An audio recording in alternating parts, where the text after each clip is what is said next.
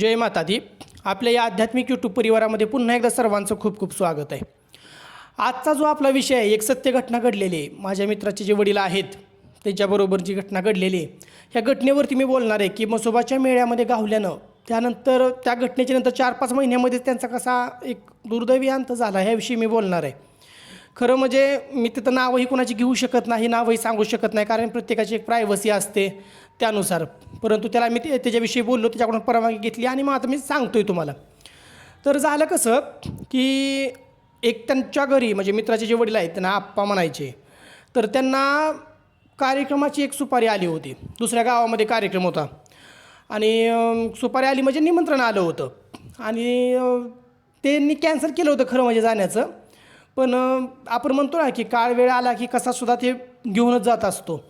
तर झालं कसं, त्यांच्या सुनांनी त्यांच्या बायकोनी स्वतःना सांगितलं की थोडंसं पावसाचे दिवस आहेत, तर तुम्ही जाऊ नका, कॅन्सल करा तिकडे जाण्याचं. आणि त्यांनी ते कॅन्सलसुद्धा केलं होतं. पण नंतर संध्याकाळी काय त्यांच्या मनामध्ये आलं, काय माहिती ते काय म्हणले, मी जाऊन येतो म्हणले, माझ्या ओळखीचे हे भरपूर तिथे येणार आहेत, त्यांचे मला फोनसुद्धा आलेले आहेत, तर मी काय करतो त्यांना भेटून येतो. मग आणि काय मला वेळ लागणार नाही, कार्यक्रम संपल्या मी डायरेक्ट घरीच येणार आहे म्हणून. बाईक होती त्यांच्याकडे आणि मग ते कार्यक्रमाला गेलेले आहेत. आणि त्या 2 गावांच्यामध्ये एक असं जंगली टाईप असा एरिया आहे, जंगल असल्यासारखा एक एरिया आहे. त्या जंगलाच्या एरियामध्येच एक माळ लागतो, त्या माळावरती एक म्हसोबाचं मंदिर आहे, त्याला म्हसोबाचा माळसुद्धा म्हणतात. तर मग ते ज्यावेळेस येत होते ती जी रात्र होती ना, ती रात्र अमावस्येची होती. आणि ती येत असताना झालं काय, त्यांचा कार्यक्रम आटोपला, तिकडे त्यांची काही जेवणं हे झाली असतील, कार्यक्रम आटपून त्यांचे ते एक 12:30-1च्या दरम्यान तिथून ते निघलेले आहेत. आणि 15-20 मिनटामध्ये त्या म्हसोबाच्या माळावरती पोचल्यानंतर झालं काय, त्यांची गाडी ज्यावेळेस ती चालवत होते, त्यांची गाडी चालवणे व्यवस्थितच असतं, पण एखाद्या वेळेस असं असू शकतं की मोकळा रस्ता आहे म्हटल्यानंतर ती गाडी थोडी फास्ट चालवत असतील. तर ज्यावेळेस त्यांनी एक असा उतार आहे, त्या उतारातून वर गाडी घेत असताना अचानकच त्यांना आडवा एक रेडा आला. रात्रीच्या जवळजवळ 1-1:30च्या सुमारास एक रेडा अचानक आडवा आला.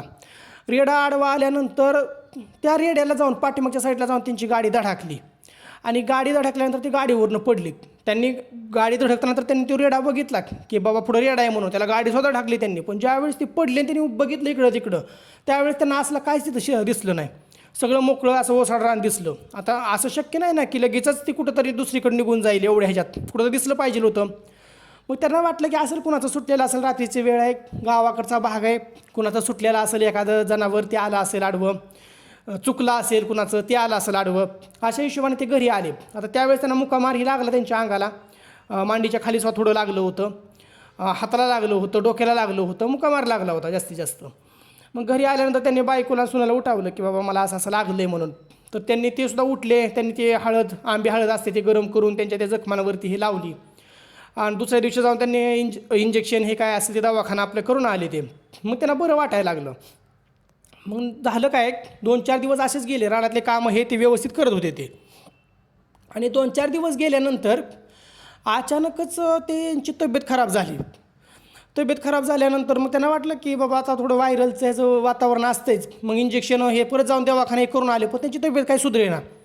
मग हळूहळू त्यांची तब्येत जास्तच खराब व्हायला लागली. मग दवाखाने करतात, कुठं काय करतात, तरी त्यांना दवाखान्याचा काय फरक पडेना.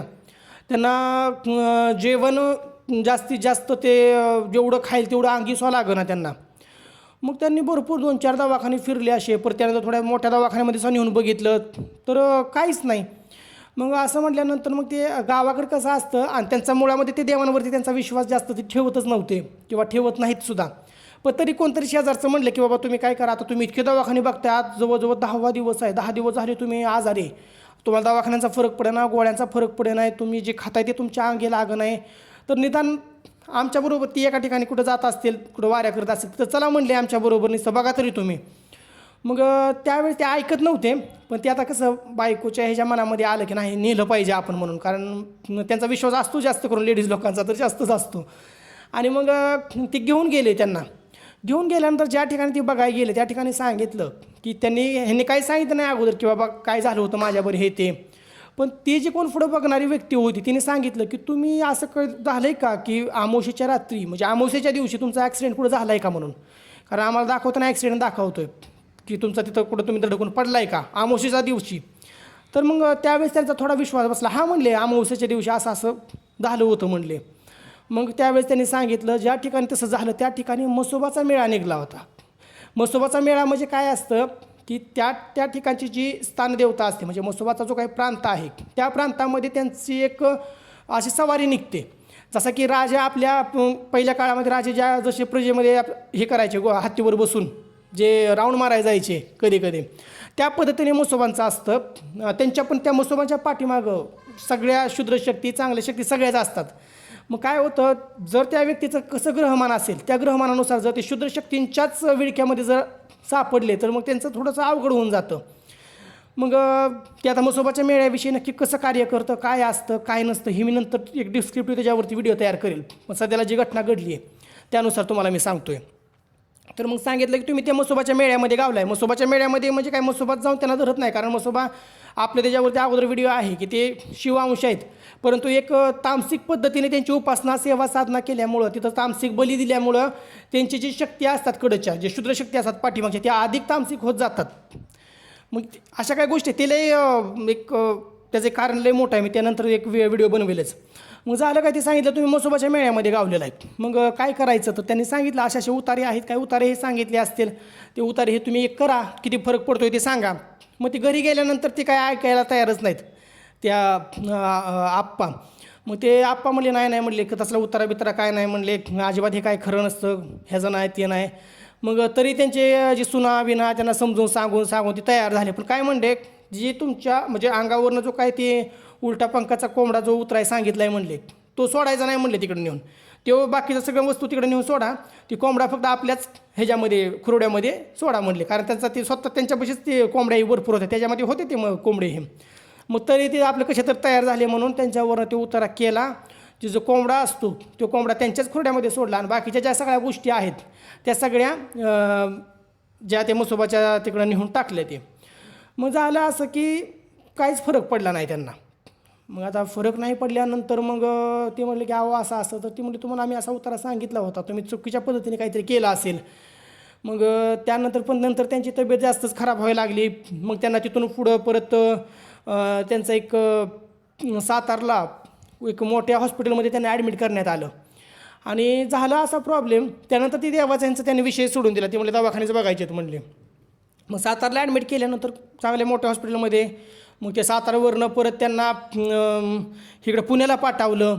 पुण्याच्या एका मोठ्या हॉस्पिटलमध्ये त्यांनी ॲडमिट केलं. मग ते झालं प्रॉब्लेम असा की त्यांच्या शरीरातलं जे रक्त आहे ना ते रक्त कमी व्हायला लागलं आपोआपच. मग आता त्या दिवशी जवळजवळ ज्यावेळेस त्यांना पुण्यामध्ये ॲडमिट केलं त्याच्यानंतर एक 10-15 दिवसामध्येच पुढची अमावस्या येणार होती.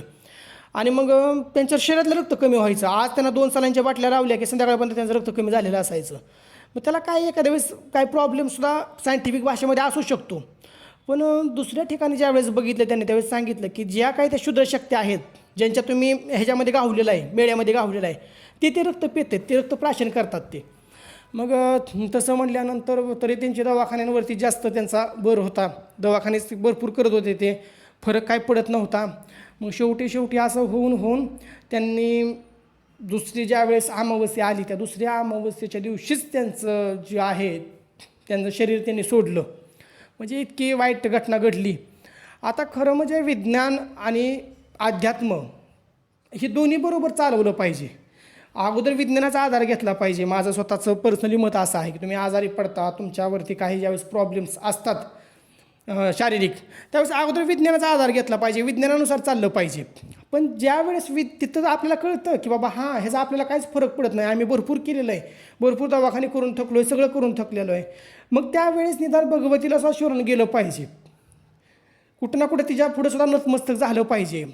तिथं ज्यावेळेस आपण एखाद्या दैवी शक्तीची मदत घेतो सात्विक पद्धतीनेच, तामसिकतेचा कुठंच मी उल्लेख करत नाही अजिबात, कारण माझा विश्वास सात्विकतेवरती आहे, माझी उपासना सात्विक पद्धतीनेच आहे, तामसिकता नाही कुठंच चालत माझ्या ह्याच्यामध्ये तरी.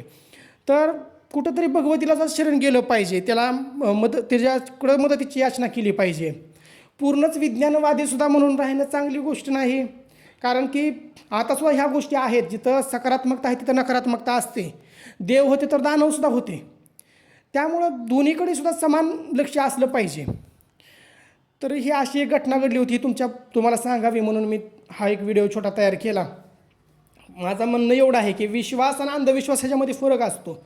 आपला विश्वासाने सगळ्या गोष्टी करायच्या, अंधविश्वास तर काही ठेवायचाच नाही आपल्याला. पण निदान भगवतीला शरण केलं पाहिजे ज्यावेळी जीवनाचा एक शेवटची स्टेप येते त्यावेळेस तरी. तर जर मी दिलेली माहिती तुम्हाला आवडत असेल, आपले असे भरपूर व्हिडिओज आहेत, प्रत्येक गोष्टीवरती आपण खूप